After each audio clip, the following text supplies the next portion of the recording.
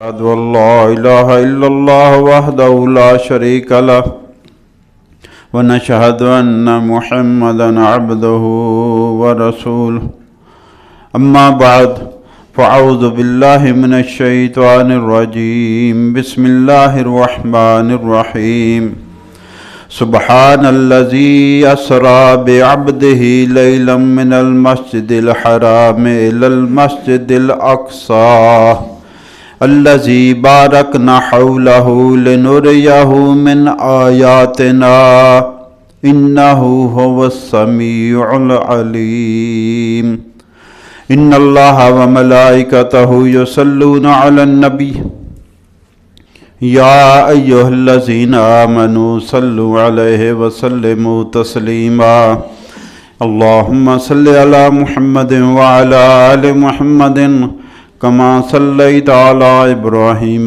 وعلى آل إبراهيم إنك حميد مجيد اللهم بارك على محمد وعلى آل محمد كما باركت على إبراهيم وعلى آل إبراهيم إنك حميد مجيد الحمدللہ ثم الحمدللہ۔ اللہ پاک کا بےحد بے حساب بے شمار احسان ہے، اس نے ہمیں جمعۃ المبارک کی نماز کی حاضری نصیب فرمائی۔ اللہ تعالیٰ اپنے فضل و کرم سے ہماری یہ حاضری قبول فرمائے اور اسی حاضری کو ہمارے لیے دونوں جہان میں خوشیوں کا، خوشحالیوں کا، خیر و برکت کا اور آسانیوں کا ذریعہ بنائے، آمین یا رب العالمین۔ رات شب معراج گزری، دھوم دھام ہم ہر بات کو ایک رسم بنا لیتے ہیں، اس کی روح کو سمجھنے کی کوشش ہی نہیں کرتے۔ تقاضا کیا ہے اس واقعے کا، تقاضا کیا ہے، اس میں حکمت کیا ہے، اس میں سبق کیا ہے، اس میں نصیحت کیا ہے، اس کو کس بات کی دلیل بنایا گیا، وہ کس لیے وہ واقعہ رونما ہوا، یہ ساری چیزیں چونکہ سوچ بچار غور و فکر تدبر کا تقاضا کرتی ہیں، اور ہم نے قسم کھا رکھی ہے کہ ہم نے دماغ کو زحمت نہیں دینی سوچنے سمجھنے اور غور و فکر کی، تو اس لیے ہم آسان پہلو کو اپناتے ہیں۔ خوشیاں مناؤ، چاہے جیسا بھی موقع ہے خوشیاں مناؤ، کھاؤ پیو پروگرام چلاؤ اور واہ واہ واہ واہ سبحان اللہ سبحان اللہ۔ بات رونے والی ہوتی ہے بعض اوقات اور داد سبحان اللہ والی آ رہی ہوتی ہے۔ یہ ہمارا رویہ ہے دین کی سمجھ بوجھ کا۔ معراج کے واقعے سے متعلق جو اللہ تعالیٰ نے قرآن میں بیان کیا وہ ہے 15ویں پارے کی پہلی آیت، سورہ بنی اسرائیل یا سورہ اسراء کی پہلی آیت، سبحان الذی اسری بعبدہ، پاک ہے وہ ذات جس نے سیر کرائی اپنے بندے کو۔ اب کچھ مسلمان ایسے ہیں جو کہتے ہیں یہ خواب ہے، کچھ کہتے ہیں اس سے مراد یہ ہے یہ فزیکلی ورلڈ میں واقعہ ہوئے ہی نہیں ہے حقیقی طور پر، چونکہ مستشرقین جو غیر مسلم تھے ان کے اعتراضات تھے یہ کیسے ہو سکتا ہے، یہ کیسے ہو سکتا ہے، تو مسلمان نے اس کو جسٹیفائی کرنے کی بجائے، اس کو سمجھنے اور سمجھانے کی بجائے اس سے پیچھا چھڑایا کہ جناب یہ تو خواب کی بات ہے۔ حالانکہ سارے سوالوں کا جواب پہلی بات میں آ گیا جب آ گیا سبحانہ۔ اگر تمہاری عقل اس واقعے کو سمجھنے سے قاصر ہے، اگر تمہاری عقل اس واقعے کو قبول کرنے سے معذرت کر رہی ہے کہ ایسا ہو نہیں سکتا، تو سمجھ لو جو کرنے والا ہے یہ اللہ نے کیا ہے، جو سبحان ہے ہر طرح کے عیب سے، خامی سے، کمزوری سے اور مخلوق کی مشابہت سے پاک ہے۔ بے شک تمہارے لیے ناممکن ہے، تم بھی عاجز ہو اس کو سمجھنے سے، تمہاری عقل بھی صحیح ہے، ٹھیک اعتراض کر رہی ہے کہ یہ ذہن قبول نہیں کرتا، لیکن اسی لیے تو معجزے رونما ہوتے ہیں۔ اب مسلمان کے لیے اس بات کو سمجھنا بہت آسان ہے، کیونکہ اس واقعے کے علاوہ ایک واقعہ پہلے ہو چکا تھا۔ سلیمان علیہ السلام دربار میں بیٹھے ہوئے ہیں، وہ کہتے ہیں ملکہ بلقیس پہنچنے والی ہے اور اس کا تخت جو یمن میں پڑا مجھے ادھر چاہیے، بیت المقدس میں۔ 1500-2000 کلومیٹر کا فاصلہ ہے۔ ایک بڑا دیو ہیکل جن کہتا ہے کہ جناب آپ کا دربار برخاست ہونے سے پہلے میں حاضر کر دیتا ہوں، اور ایک وہ شخص آپ کا امتی جو آپ کی کتاب کا علم رکھتا تھا وہ کہتا ہے جناب مجھے اگر آپ موقع دیں گے تو آپ آنکھ بند کر کے کھولیں، تخت حاضر ہوگا پلک جھپکنے میں۔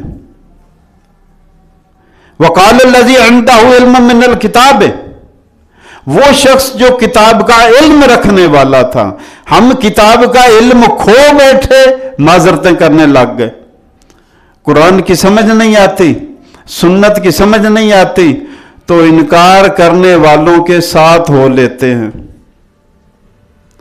کتنے ہی کھڑے سڑک پر میرا جسم میری مرضی کے ساتھ کتبے اٹھائے مرد حضرات بھی کھڑے، کیا دین کو سمجھا ہم نے؟ تو فرمایا قال الذی، جس کے پاس علم تھا اس نے کہا جناب مجھے موقع دیں، آنکھ جھپکنے میں حاضر کر دیتا ہوں۔ فلما رأى مستقرا عنده قال هذا من فضل ربی لیبلونی اشکر ام اکفر، جب آنکھ بند کر کے کھولی سلیمان علیہ السلام نے تخت کو دیکھا تو فوراً کہا یہ میرے رب کا کرم ہے۔ یہ نہیں کہا کہ تو بڑی طاقت والا ہے یار، تو کمال کی چیز ہے یار، جس نے وہ یمن سے بیت المقدس میں بلقیس کا تخت جو 7 کمروں میں بند تھا اور جس پر محافظ دستہ بھی تھا پلک جھپکنے میں حاضر کر دیا، اس کو داد ہی نہیں دی۔ کہیں داد قرآن میں آتی ہے کہ اس کی تعریف کی گئی، واہ واہ واہ واہ سبحان اللہ آپ نے کمال کر دیا؟ کیوں؟ تعریف کی گئی ہے۔ قال ھذا من فضل ربی، فرمایا یہ میرے رب کا فضل ہے جو اس نے اس کو توفیق بخشی ہے یہ کرنے کی، یہ کمال بندے کا نہیں ہے، یہ رب کا فضل ہے، رب کا کرم ہے، اور رب میرا مجھے آزمانا چاہتا ہے۔ سلیمان علیہ السلام کہتے ہیں تخت اس نے لا دیا، آزمائش یہاں پہ کیسے آ گئی؟ لیبلونی اشکر ام اکفر، میرا رب مجھے آزما رہا ہے کہ میں اس پر پھول جاتا ہوں یا اللہ کا شکر ادا کرتا ہوں، عاجزی اختیار کرتا ہوں۔ تو فرمایا سبحان الذی اسری بعبدہ، بندے نے تو کہیں دعوی نہیں کیا کہ میں گیا آسمانوں پر آیا گیا، اللہ کہتا ہے بندہ نہیں آیا گیا، رب خود بندے کو لے کر گیا۔ اس لیے ہر سوال کا جواب تو آ گیا۔ اب بھی کوئی ناممکن سمجھتا ہے تو اللہ کی قدرت پر اعتراض ہے، بندے پر اعتراض نہیں ہے۔ سبحان الذی اسری، اس لیے کہہ دیا کہ پاک ہے وہ ذات جس نے سیر کرائی اپنے بندے کو لیلم، رات کے تھوڑے سے حصے میں، پوری رات بھی نہیں لگی، من المسجد الحرام الی المسجد الاقصی، مسجد حرام سے مسجد اقصی، مکہ سے بیت المقدس تک۔ حضرت ابوبکر صدیق رضی اللہ تعالی عنہ کو قریش مکہ نے گھیر لیا، کہنے لگے بات سنو، تمہیں کوئی پتہ بھی ہے کہ تمہارا ساتھی کیا کہتا پھر رہا ہے؟ حضرت ابوبکر صدیق رضی اللہ عنہ نے کہا کہ کیا کہہ رہے ہیں؟ کیا کہا انہوں نے؟ کہنے لگے کہ اب وہ دعویٰ کرتے ہیں کہ رات کو وہ شام گئے دمشق اپنا بیت المقدس، اور راتوں رات فجر ہونے سے پہلے مکہ واپس بھی آ گئے۔ کیا تو سمجھتا ہے ایسا ہو سکتا ہے؟ حضرت ابوبکر صدیق رضی اللہ تعالیٰ عنہ نے کہا، کیا کہا انہوں نے؟ یہ انہوں نے کہا ہے؟ کہنے لگے ہاں انہوں نے یہی لفظ ایسے ہی کہا انہوں نے۔ فرمایا اگر انہوں نے کہا ہے تو یہ سچی بات ہے، اگر انہوں نے کہا ہے تو پھر یہ سچی بات ہے۔ وہ کہنے لگے کمال ہے یار، راتوں رات شام کو جانا، بیت المقدس جانا، صبح ہونے سے پہلے واپس آ جانا، یہ کیسے ممکن ہو گیا؟ کہنے لگے یہ تو بہت چھوٹی سی بات ہے یار، تم جو بات کر رہے ہو یہ تو بہت چھوٹی ہے، میں تو اس بات کی بھی تصدیق کرتا ہوں کہ ان کے پاس آسمانوں سے خبریں آتی جاتی ہیں، تم بیت المقدس کی بات کر رہے ہو۔ تو جس کا ایمان مضبوط ہوتا ہے ایسے منہ توڑ جواب دیتا ہے۔ آج مسلمان کا ایمان کمزور ہوا تو بہانے کرنے لگ گیا، شاید ہوا نہیں، شاید خیال ہے، شاید وہم ہے، شاید سوتی جاگتی آنکھیں، خواب کی دنیا ہے۔ اگر خواب کا واقعہ ہوتا تو وہ تو کوئی کمال ہی نہیں، وہ تو عام بشر خواب میں دیکھتا ہے آسمانوں پر سیر کر رہا ہے، رات کو کہیں بادشاہ بنا ہوتا ہے، وہ تو کوئی کمال کی بات نہیں ہے، یہ تو معجزہ ہے۔ تو میرے بھائیوں، لِنُرِيَهُ مِنْ آیَاتِنَا، مقصد بیان کر دیا کہ یہ جو سیر کروائی گئی نبی پاک صلی اللہ علیہ وسلم کو، اس کا مقصد یہ تھا تاکہ ہم اپنے بندے کو اپنی قدرت کی نشانیاں دکھائیں۔ یہ معراج کا واقعہ جو ہے یہ 12ویں یا 13ویں سال نبوی میں، نبوت کے 12ویں یا 13ویں سال، اور 12واں سال جو تھا اس کو عام الحزن نبی پاک صلی اللہ علیہ وسلم نے خود قرار دیا تھا کہ یہ غم کا سال ہے۔ اس سال آپ کے چچا جناب ابو طالب فوت ہو گئے تھے، اور اس سال ہی آپ کی رفیقہ حیات حضرت خدیجہ رضی اللہ تعالی عنہا فوت ہو گئی تھی۔ تو آپ کو گھر سے باہر جو آپ کے چچا کی سپورٹ تھی اور ان کی سرداری کی وجہ سے جو آپ کی طرف کوئی ہاتھ نہیں بڑھا سکتا تھا، اور گھر میں آپ کی رفیقہ حیات کا جو تعاون اور ساتھ تھا، جب یہ دو سہارے چلے گئے تو آپ کو اتنا اس سے صدمہ اور دکھ اور پریشانی پہنچی کہ آپ نے اس سال کو عام الحزن کہا کہ یہ غم کا سال ہے۔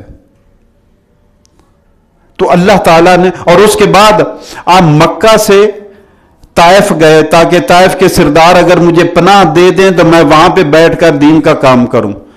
انہوں نے ساتھ دینے کی بجائے لفنگے پیچھے لگا دیے، جنہوں نے پتھر مار مار کر آپ کو لولان کر دیا۔ وہاں سے واپس آئے اور ایک کافر کی پناہ لے کر مکہ میں داخل ہوئے،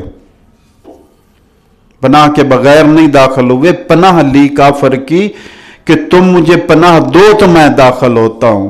اور اس نے ہتھیار لگا، اپنے بیٹوں کو ہتھیار لگا کر اس نے کہا آؤ جی بیت اللہ کا طواف کرو، میں پناہ دے۔ اس نے اعلان کیا کہ میں ذمہ لیتا ہوں محمد صلی اللہ علیہ وسلم کا، جس نے ان کی طرف ہاتھ بڑھایا میرا ہاتھ اس کی طرف بڑھے گا۔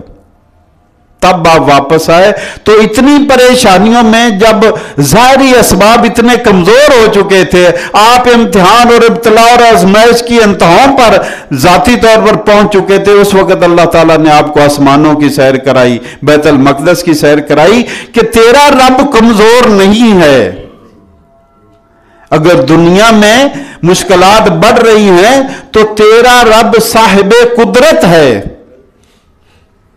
ان اللہ علی کل شیء قدیر، وہ اسباب کا رخ موڑ سکتا ہے۔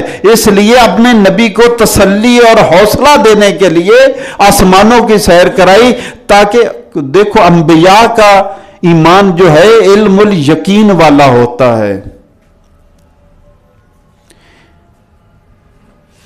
ہم نے تو کتابوں سے پڑھا اور سنا ہوتا ہے، وہ کارخانہ قدرت کا مشاہدہ کر چکے ہوتے ہیں۔ اس لیے اللہ تعالیٰ نے اپنے نبی صلی اللہ علیہ وسلم کو سیر کرائی اور اپنی قدرت کی نشانیاں دکھائیں تاکہ میرے نبی کی استقامت اور بڑھ جائے۔ اور اتنے اسباب کے باوجود، ساتھ چھوٹ جانے کے باوجود، کفار کی زیادتیوں کے باوجود، آپ کی جان پر حملے کا خطرہ پیدا ہو گیا اور ہجرت کرنی پڑی، لیکن اس کے باوجود آپ اپنے موقع پر اور حق پر ڈٹے رہے۔ یہاں تک فرما دیا جب انہوں نے آفر کی کہ 1 سال ہم آپ کے خدا کی عبادت کریں گے، 1 سال آپ ہمارے خدا کی عبادت کر رہے ہیں، یہ روشن خیالی جو ہماری قوم میں بھی ہے کہ مل جل کر رہے ہیں۔ تو اللہ تعالیٰ نے سورہ نازل کر دی، قل یا ایھا الکافرون لا اعبد ما تعبدون، سن لو اے کافرو، میں عبادت نہیں کروں گا جس کی تم پوجا کرتے ہو، نہ ہی تم عبادت کرنے والے ہو جس کی میں عبادت کرتا ہوں۔ یہ مکس اپ نہیں ہو سکتا.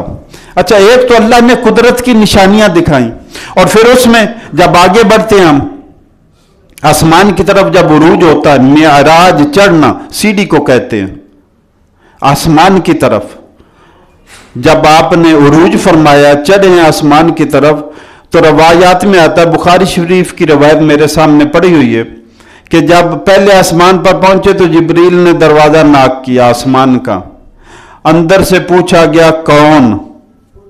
فرشتوں کو بھی پتا نہیں تھا باہر کون کھڑا ہوا ہے. پوچھا گیا کون؟ تو جبریل علیہ السلام نے کہا جبریل. پوچھا گیا آپ کے ساتھ بھی کوئی ہے؟ کہنے لگے ہاں میرے ساتھ بھی ہیں. کون؟ کہنے لگے کہ محمد صلی اللہ علیہ وسلم. اور اگلا سوال اس سے بھی زیادہ انٹرسٹنگ تھا. پوچھا گیا کہ کیا ان کو بلایا گیا ہے جو وہ آ گئے ہیں؟ جب جبریل کو سیکورٹی کلیئرنس کی ضرورت ہے، محمد رسول اللہ صلی اللہ علیہ وسلم کو سیکورٹی کی کلیئرنس ہے، آج کسی بھی دفتر کے دروازے پر مجھے اور آپ کو کوئی روک کر کے تلاشی دو تو اہانت اور توہین کہاں سے آ گئی؟ یہ تو ایک تقاضا ہے جو پورا کرنا پڑتا ہے. جبریل بھی تقاضا پورا کر رہے ہیں، حالانکہ سارے فرشتے جانتے جبریل کا آنا جانا لگا رہتا، فرشتوں کے سردار ہیں، روح الامین ہیں، لیکن ان کو پوچھا جائے ہاں جی کون ہیں آپ؟ اللہ کے رسول صلی اللہ تعالی علیہ وسلم نے فرمایا جب تم کہیں جاؤ تو آواز لگاؤ، دروازے کو 3 دفعہ کھٹکھٹاؤ، دروازے سے ہٹ کر کھڑے ہو جاؤ. ہمارا کیا ہے؟ دروازے کے آگے تاکہ کھلتی ہو اندر تک نظر جاتی ہیں، آداب کے خلاف ہے. وہ پردہ اور دروازہ اور اجازت بنی ہی اس لیے ہے کہ آپ سائڈ پہ ہٹ کر کھڑے ہوں، کوئی اجازت دے تو اندر آئیں، نہ دے تو نہ آئیں. اور پھر اندر سے پوچھا جائے کون، تو یہ نہیں کہنا کہ میں ہوں. ہمارا یہی ہوتا ہے نا جی جواب. کیا کہا جاتا ہے؟ میں ہوں. حدیث میں آیا کہ یہ نہیں کہنا کہ میں ہوں. حضرت عمر رضی اللہ تعالیٰ عنہ دربار رسالت میں حاضر ہوتے ہیں، دروازے کے باہر کھڑے ہوتے ہیں کہ یا رسول اللہ عمر بن خطاب حاضری کی اجازت چاہتا ہے. اجازت ہو تو حاضر ہو جائے. جب عمر بن خطاب کو بھی سیکورٹی کلیئرنس کی ضرورت ہے، جبریل کو بھی ضرورت ہے، محمد رسول اللہ کو بھی ضرورت ہے صلی اللہ علیہ وسلم کو، تو میں اور آپ کہاں آ گئے کہ جب ہماری توہین ہوتی ہے لائن میں لگنا، ہماری توہین ہوتی ہے سیکورٹی کلیئرنس کرانا، ہماری توہین ہوتی ہے چھوٹے چھوٹے تقاضے پورے کرنا، جب ہماری توہین ہوتی ہے ان باتوں سے تو قوم ایک جنگل میں جانوروں کا ہجوم بن جاتی ہے. وہ ترقی یافتہ تہذیب یافتہ قومیں نہیں رہتی ہیں. دین ہمیں تہذیب سکھاتا ہے، تہذیب اختیار کرو. اچھا، تو جب آپ پہنچے ہیں اللہ پاک کے سامنے تو اللہ تعالیٰ نے فرمایا کہ اے میرے نبی، آپ نبی بادشاہ، دیکھو سلیمان علیہ السلام نبی بھی تھے بادشاہ بھی تھے، تو اللہ تعالیٰ نے اختیار دیا کہ آپ نبی بادشاہ بننا پسند کریں گے یا نبی بندہ، عام بندہ، غلام، نبیًا ملکن اور نبیًا عبدن. اچھا، یہاں پہ بڑی انٹرسٹنگ بات آتی ہے کہ آپ نے دونوں میں سے اختیار کرنے سے پہلے حضرت جبریل سے پوچھا کہ کیا خیال ہے، اشارہ کیا جبریل کی طرف کہ تمہاری مشاورت کیا ہوتی ہے. محمد رسول اللہ صلی اللہ علیہ وسلم اللہ کے دربار میں بھی جبریل سے کر رہے ہیں، وہاں پہ بھی موقع ہے مشاورت. دین میں کتنی اہمیت ہے مشاورت کی. اور حضرت جبریل فرماتے ہیں وہاں پہ جب 7ویں آسمان پہ تھے، آسمان سے ایک رسی، اوپر سے ایک رسی اتری اور پورا نور و نور ہو گیا، نور سے بھر گیا.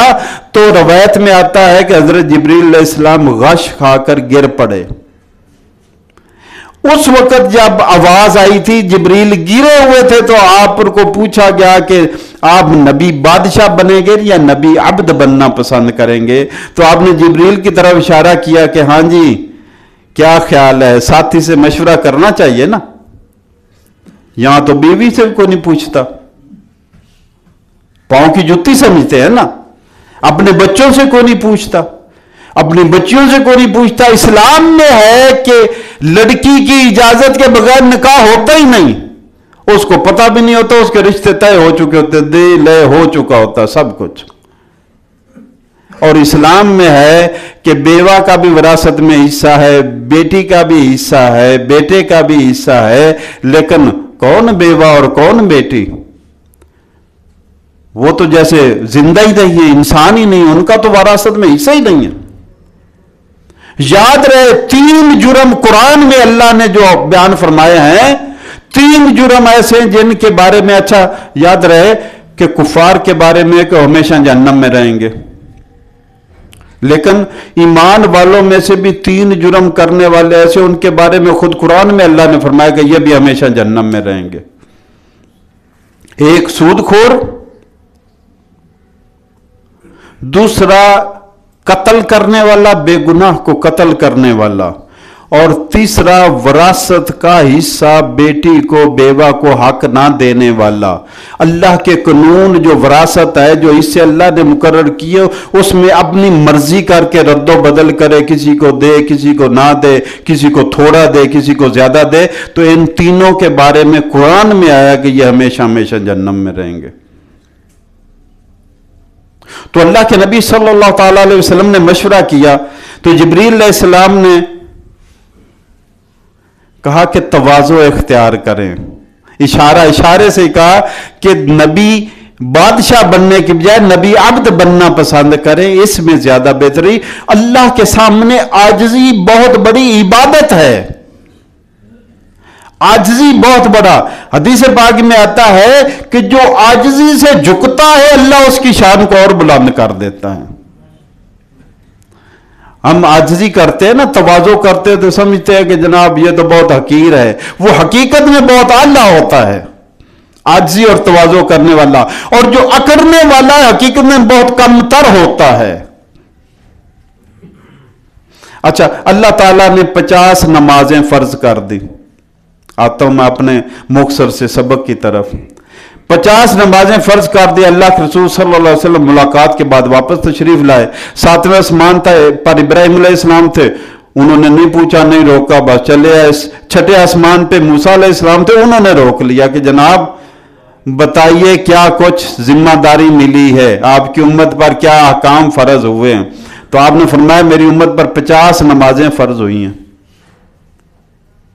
उन्होंने कहा यह तो बहुत ज्यादा है, मेरी उम्मत पर 2 नमाजें फर्ज थी, आपकी उम्मत मेरी उम्मत के बाद आई है, ये उनसे भी कमजोर है, तो वो 2 नहीं पूरी कर सके, ये 50 का। जाइए दरखास्त कीजिए रब के दरबार में और इनमें तखफीफ कराइए। आप वापस चले गए, वापस जाकर दरखास्त की, अल्लाह ने 5 कम कर दी, 45 रहेगी। फिर वापस आ गए, मूसा अलैहिस्सलाम ने फिर पूछा, आपने 45 बताया। ऐसे ही वापस आते जाते रहे, हत्ता के 45 चली गई, 5 रह गई।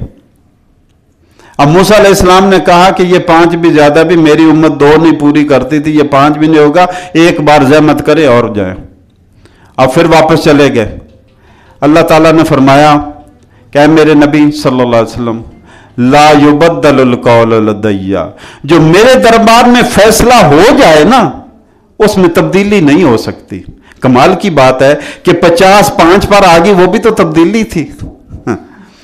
अब अल्लाह फरमा रहे हैं कि मेरे यहां तब्दीली नहीं होती, मेरे कानून में ला युबद्दलुल कौल लदैया, मेरे पास जो फैसला हो जाए, जो बात हो जाए, उसमें तब्दीली नहीं हो सकती। और यकीनी बात है मेरे भाइयों, तब्दीली हुई भी नहीं। अल्लाह ने फरमाया कि लौहे महफूज उम्मुल किताब में आपकी उम्मत पर 50 नमाजें फर्ज हैं और आपको 5 कर दी हैं, और हर नमाज का सवाब 10 गुना कर दिया है। वहां पे 50 ही रहेंगी, तुम 5 पूरी करोगे तो 50 के बराबर लिख दी जाएंगी। नमाजें 50 ही हैं, आज भी मेरे और आप पर फर्ज 50 ही है। अल्लाह का करम और रियायत है कि 5 अदा करते लिखी 50 ही जाती है। तो हदीस में आया कि लौहे महफूज में चूंकि 50 हैं और मेरे फैसले बदलते नहीं हैं, वो 50 ही रहेंगे। और आपको रियायत ये दे दी गई कि एक नेकी को 10 गुना सवाब देकर आपकी 5 50 के बराबर कर दी गई।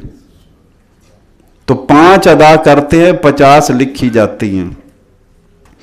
इस रियायत से भी अगर मुसलमान फायदा ना उठाए और उसके पास टाइम ना हो नमाज पढ़ने का, शब मेराज के सफर में से सबसे अहम बात इस हवाले से, अल्लाह के नबी फरमाते हैं कि मैं सैर कर रहा था, एक जगह से गुजर रहा था, मैंने देखा एक शख्स है, उसके सर पर पत्थर मारा जाता है और उसका सर जर्रा जर्रा हो जाता है, फिर वो जर्रे जुड़ते और पूरा सर मुकम्मल हो जाता है, फिर पत्थर मारा जाता है और फिर वो जर्रा जर्रा रेजा रेजा हो जाता है, और ये अमल जारी है, उसमें वक्फा आता ही नहीं, कोई रियायत नहीं, कोई वक्फा नहीं, थोड़ा सा गैप डाल के नहीं, कुछ नहीं है, और मुसलसल अमल जारी है। फरमाते मैंने पूछा है जिब्रील ये कौन है, मन हाउलाए? काला हाउलाए मिन उम्मते का, या रसूलल्लाह ये आपके उम्मती हैं। कौन? अल्लज़ीना ततसाकल रूसुहुम इंदा सलातिल मकतूबा, जिनके सर भारी हो जाते थे जब फर्ज नमाज का वक्त होता था, इनके सर भारी हो जाते थे, इनके पास टाइम नहीं है जी, टाइम नहीं होता हमारे पास, दुकान से, दफ्तर से, मसरूफियत से, मैच देख रहे होते हैं, परेशानी होती, ड्रामा लगा होता है, इतना टाइम नहीं मिलता, दोस्तों में होते इतनी मोहलत नहीं मिलती, हमारे पास टाइम नहीं है नमाज का। हाउलाए अल्लज़ीना, हाउलाए मिन उम्मत का अल्लज़ीना ततसाकल रूसुहुम इंदा सलातिल मकतूबा, ये आपके वो उम्मती हैं जिनका नमाज के वक्त सर भारा हो जाता था। 5 नमाजें 50 का सवाब, सबसे असला तो इमादुद्दीन, फरमाया नमाज दीन का सतून है, अगर छत खड़ी है तो सतून पर खड़ी है, और नीचे से सतून गायब हो गया तो वो खंडर बन गया, इमारत ना रही, महल ना रहा। दीन का महल कायम है अगर नमाज कायम है। और फरमाया उसी सफर के कुछ हिस्से की आपको मैं बयान करता हूं, तो फरमाया सुम्मा मदई तो हुनन हनीयतन, फरमाते हैं मैं थोड़ा ही सफर और किया, मैंने फैजा आना बेअखवनतिन अलैह बेअखवनतिन, अच्छा कहते हैं मैंने थोड़ा ही सफर किया, जिब्रील के साथ जब सफर कर रहा था तो मैंने देखा कि चूल्हे पर कुछ हांडियां रखी हुई हैं। एक मैंने हांडी देखी, उसमें बड़ा मजेदार खुशबूदार गोश्त पक रहा है, लेकिन उसके नजदीक ही को नहीं आ रहा। दूसरी हांडी देखी, उसमें गंदा गोश्त था, बदबू आ रही थी, लेकिन जमगटा था उधर, टूट टूट कर पड़ रहे थे उधर लोग। मैंने पूछा जिब्रील ये क्या है? ये खुशबूदार मजेदार अच्छा दिखने वाला, अच्छी खुशबू वाला अच्छा जो खाना है वो छोड़कर बदबूदार गंदे खाने की तरफ पलट रहे हैं, झपट रहे हैं, परवानों की तरह टूटे पड़ रहे हैं। कौन है? फरमाया या रसूलल्लाह ये वो लोग हैं, आपकी उम्मत के वो लोग जिनको हलाल मुयस्सर होता है लेकिन हराम की तरफ दौड़ते हैं। एक रवायत में और एक रवायत में फरमाया ये वो लोग हैं जिनके पास हलाल बीवियां हैं लेकिन फिर भी दूसरी औरतों के पीछे भागते हैं।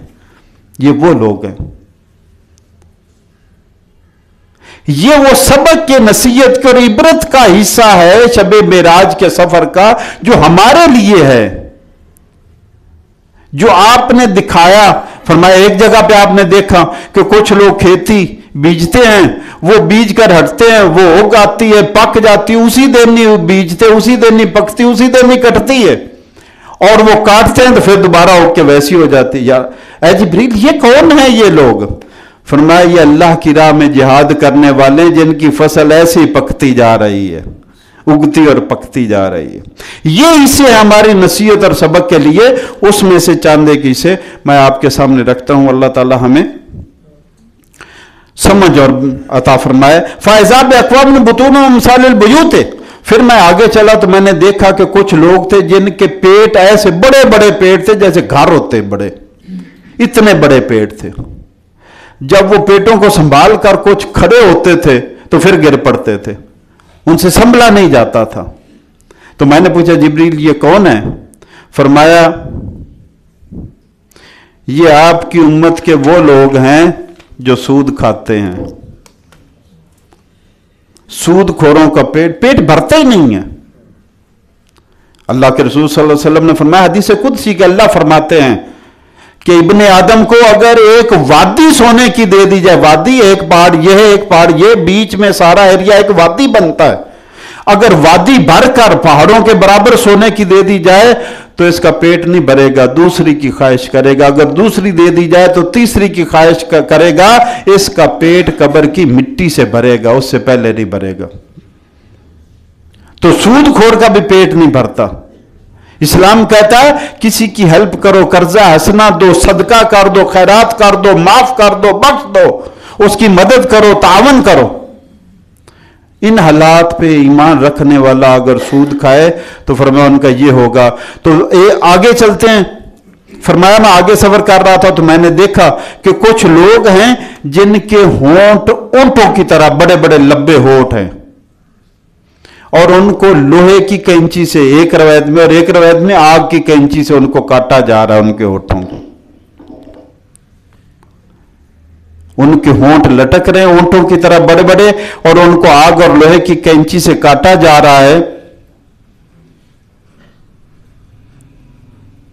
اور ان کے منہ کو کھول کر ان میں آگ کے انگارے ڈالے جا رہے ہیں۔ میں نے پوچھا جبریل یہ کون لوگ ہیں؟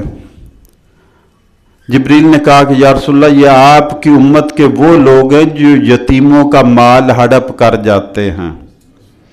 سورہ نساء میں اللہ تعالیٰ نے فرمایا یتیموں کا مال کھانے کے بارے میں، الذین یأکلون اموال الیتامی ظلما، جو لوگ ظلماً یتیموں کا مال کھا جاتے ہیں، انما یأکلون فی بطونہم نارا، یہ اپنے پیٹوں میں آگ کے انگارے بھر رہے ہیں، وَسَيَصْلَوْنَ سَعِیرًا، اور یہ بہت جلد جہنم میں پہنچنے والے ہیں۔ تو فرماتے آگے میں چلا، فَإِذَا أَنَا بِالنِّسَاءٍ، میں نے دیکھا کچھ عورتیں ہیں، يُعْلَقْنَ بِصَدْيِهِنَّ، وہ اپنی چھاتیوں کے بل لٹکی ہوئی ہیں، چھاتیوں اوپر جکڑی ہوئی ہیں کسی ہک سے، اور یہ چھاتیوں کے ہک لگے اور یہ لٹکی ہوئی ہیں، اور وہ چلا رہی ہیں، اللہ سے معافیاں مانگ رہی ہیں، توبہ کر رہی ہیں، چیخ رہی ہیں، گڑگڑا رہی ہیں اللہ کے سامنے۔ میں نے پوچھا جبریل یہ کون ہے؟ فرمایا یہ آپ کی امت کی زنا کرنے والی عورتیں ہیں۔ آگے چلتے ہیں تو فرمایا میں نے کچھ لوگ دیکھے کہ جن کی شرمگاہوں پر چھوٹا سا کپڑا تھا، آگے اور پیچھے باقی بدن ننگا تھا، اور وہ اونٹوں اور جانوروں کی طرح زمین میں چر رہے تھے، جیسے جانور چارہ کھاتا ہے، گھاس کھاتا ہے، اور کھا کیا رہے تھے؟ زقوم کا درخت اور جہنمیوں کا پیپ اور لہو جو بچا تھا وہ کھا رہے تھے۔ میں نے پوچھا جبریل یہ کون ہیں؟ فرمایا عرض کی یا رسول اللہ یہ وہ لوگ ہیں جو اپنے مال کی زکوٰۃ نہیں دیتے، جو عبرت والے حصے و سفر کے ہیں وہ نہیں ہم بیان کرتے نہ ہم سنتے ہیں، ہم تو واہ واہ واہ واہ والے حصے سنتے ہیں۔ اس میں کوئی شک نہیں، اللہ نے اپنے نبی صلی اللہ علیہ وسلم کو بہت شان بخشی، اس کو آسمانوں کی سیر کرائی، خود اللہ اس کا بیان فرما رہا ہے، لیکن جو ہمارے لیے اس میں عبرت کا سامان ہے اس کو چھوڑ نہیں سکتے ہم۔ آج کی آخری بات،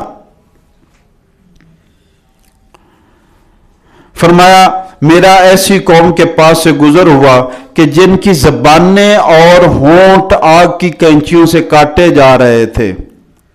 آج کی آخری بات، ایسی قوم سے گزر ہوا جن کی زبانیں اور ہونٹ آگ کی کینچیوں سے کاٹے جاتے پھر صحیح ہو جاتے، پھر کاٹے جاتے، اور یہ مسلسل عمل جاری تھا۔